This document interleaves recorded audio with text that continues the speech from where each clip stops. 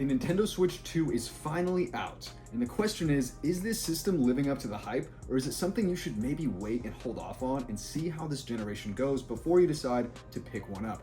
That's what we're here to talk about today, guys. Now, before I say anything else, make sure you drop a like and subscribe to this channel if you like the vibe. But before you do that, let me earn your trust and let me show you that I do in fact know a thing or two about Nintendo. Anyway, guys, our story begins on the midnight release of this console, and I have to say that I was very excited to be a part of something like that. I have not been around to see the excitement of something like this ever since like the Wii generation, and I'm talking years and years ago when that happened. The last time we had a console release worldwide was over the pandemic in 2020 with the PS5 and the Xbox Series X.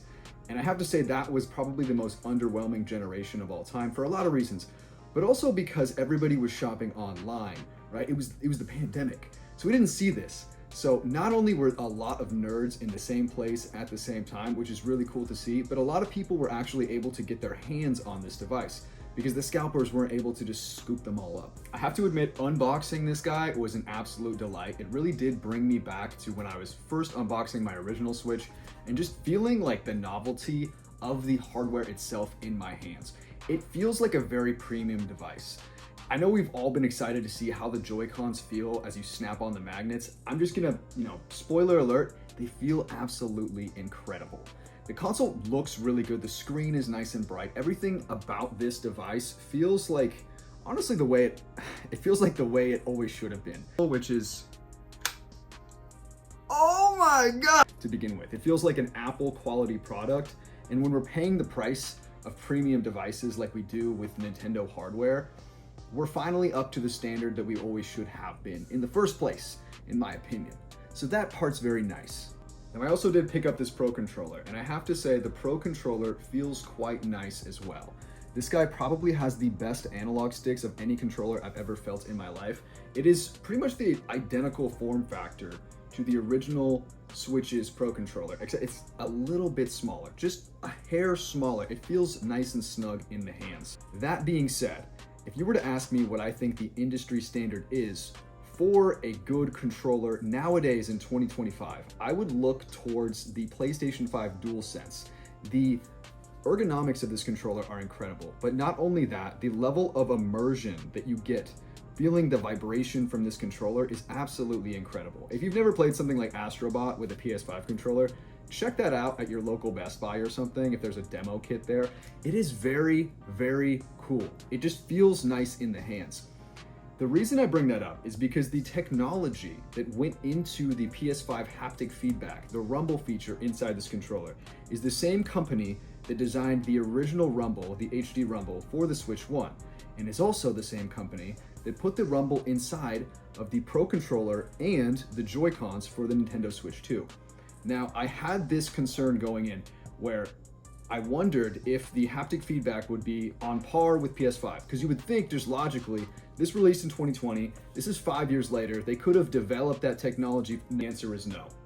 The haptic feedback on the Pro Controller and the Joy-Cons, while it is not bad by any means, is more on par with the Switch 1 controller. It's almost like the Switch 1 haptic feedback / rumble turned down a little bit. It feels more solid in the hands. It feels like it's kind of like built into the controller. I don't know if that makes sense, but it is less pronounced. It's not as loud and it's not as shaky. And yes, I also picked up the Nintendo Switch camera, which I have to admit is a pretty neat device. I'm watching you.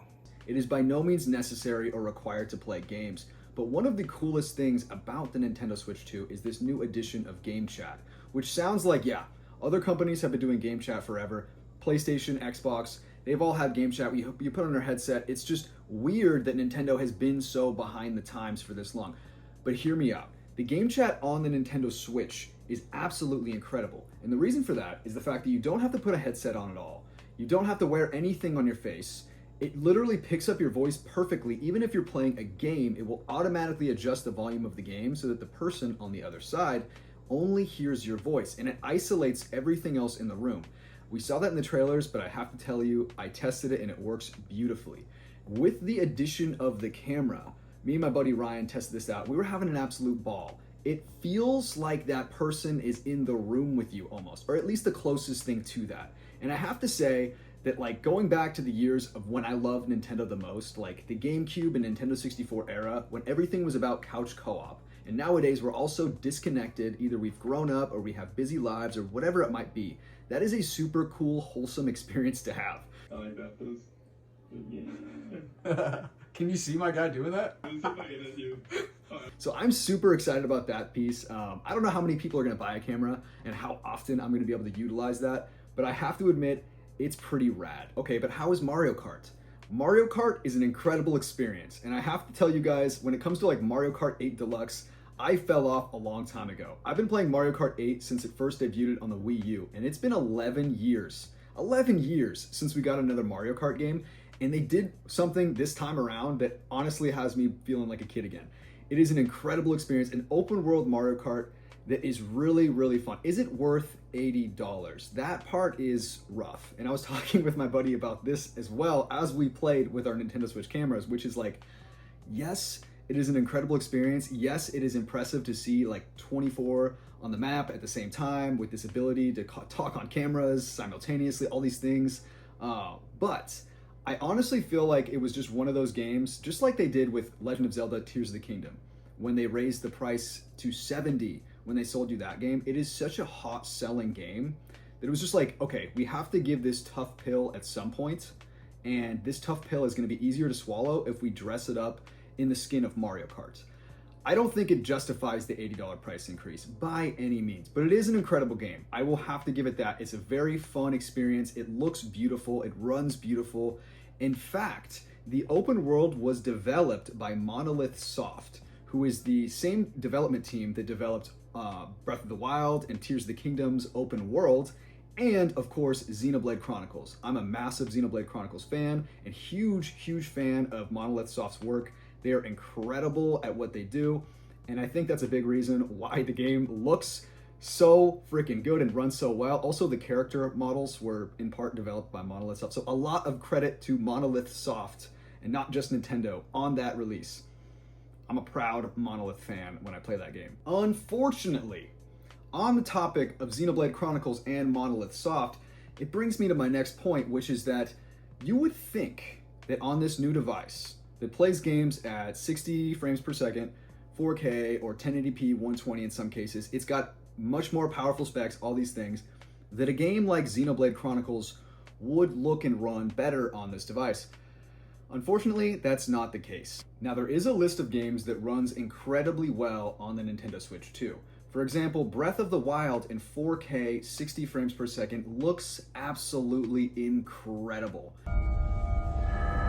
Wake up, Link.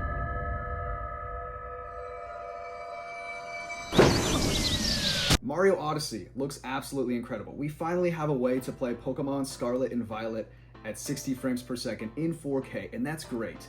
But a poor game like Xenoblade Chronicles, which has not been optimized for this device, looks very out of place as it struggles to run at even 20, 30 frames per second still. And the reason for that is that these older games that have not been updated and put more code into, they're still gonna run just like they did on the base hardware. And that sounds all great and dandy. It's not a downgrade, right? These games just aren't running quite as well as they could. Well, I'll be perfectly honest with you and just say that something like Xenoblade Chronicles, Bayonetta, Super Smash Bros., even Super Mario Wonder, they look better, they look best on the Nintendo Switch OLED still. And that might always be the case. The panel on the Switch OLED screen simply looks better. It boosts those games significantly. And when you stretch those pixels out without upscaling them at all, and you leave it at that base frame rate that it was designed to run, it honestly looks jarring and kind of gross on the Nintendo Switch 2. Another thing that we're getting with this console are GameCube games. Now, I clearly already own a lot of GameCube games, especially the ones that we currently have on this device. But I will be honest with you and say that playing these guys on this new officially licensed GameCube controller is a very cool experience. This right here feels like an actual GameCube controller. The GameCube controller is my favorite controller of all time. And the ability to play something like Soul Calibur and The Wind Waker on the go, and having tons of people that have never heard of or experienced those games before finally get a chance to play those, that's really cool. I really like the fact that that's a thing that exists. Is it necessary? Probably not. A lot of people can run these games through emulators, but the fact that it is an option available makes me very happy. Now, there is one major flaw that I would like to point out, and that comes from the game key card situation. Now, there's a ton of misinformation online, and a lot of people are saying, not all game key cards are bad or whatever. They don't even understand what a game key card is. Let me explain to you exactly what's going on with the game key cards. So basically, up until now, almost all Nintendo Switch games have been released fully on cartridge, which is really cool for guys like me that collect physical media, because it's all there. In the event of all these servers getting shut down and a zombie apocalypse happens and the internet's out for everybody, I can still plug in those games just like a Game Boy game to my device and play them regardless of which device I'm plugging it into. It's just physically there like a DVD. Now, on the Nintendo Switch 2, with these game key cards, games like Mario Kart, Pokémon, and Legend of Zelda, those games will still be fully physical according to Nintendo. But, big but here, every third-party developer is going to opt for these game key cards. And what these game key cards are basically a download code that is inside of a cartridge, right? It is not a one-time use. So you can plug this cartridge in and it will download to your device, and then you're set. As long as you still have internet, it's still downloaded, and those servers are still live, you're set. Like, that's great. You can sell those cards, you can use them on multiple devices. That part's cool. The issue comes from the fact that none of those will be able to be preserved, and no collector like myself is ever going to want those in their collection, right? Because it's not really physical media. It's just a download code dressed up in a box, which is very unfortunate because the vast majority of games that people like me like to collect are rare niche games or like JRPGs. JRPGs are highly collectible, but like we're seeing with games like Bravely Defaults and what I would imagine the upcoming Persona 4 remake that was just announced like yesterday, those games will all be delegated to game key cards.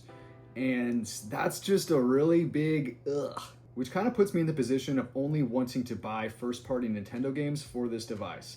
If the game is not Mario, Zelda, Pokemon, etc., and it's not fully physical, chances are I'm just gonna buy it on my PlayStation 5 Pro, where at least I have a chance of it being on the disc. Okay, so now that all the downer talk is out of the way, and I've given you all the warnings possible before purchasing this new device for $450, instead of sticking with your current Switch model, I'm going to say, you guys, I still freaking love this thing. The Legend of Zelda Tears of the Kingdom is probably one of my favorite Zelda games of all time. Now, I know a lot of people thought that Breath of the Wild was the most groundbreaking experience, and it was. But Tears of the Kingdom, to me, just had an amazing story.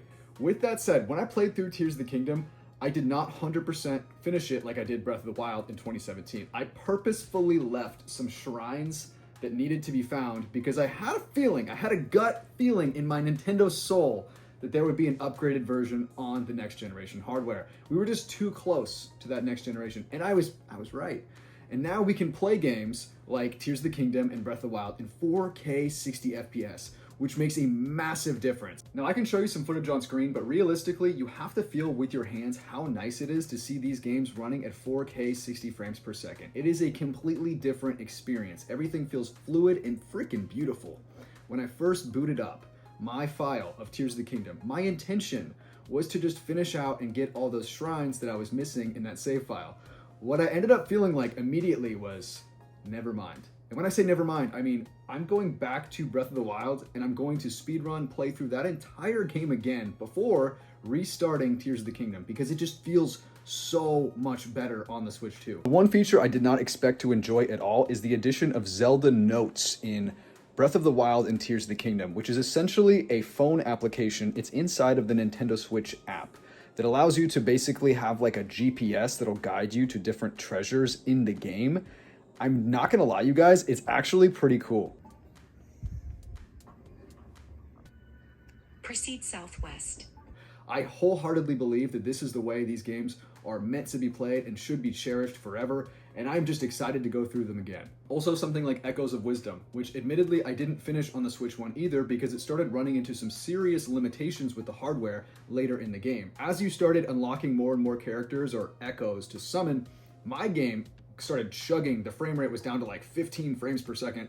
It just felt like I was glitching all over. So I stopped and I'm going back to that game now, and again, I feel like I'm just going to replay the entire thing on the Switch 2 because it is that much better. Now, I never played the DLC for Scarlet or Violet because I was a little bit salty at how it ran on the Switch 1, and I just didn't feel good about giving the Pokemon Company any more of my money until they fixed that problem. But I have to say that Scarlet and Violet at 4K 60 frames per second is an actually enjoyable experience, and I will be playing the DLCs on those as well. My final verdict is that the Switch 2 is an incredible device.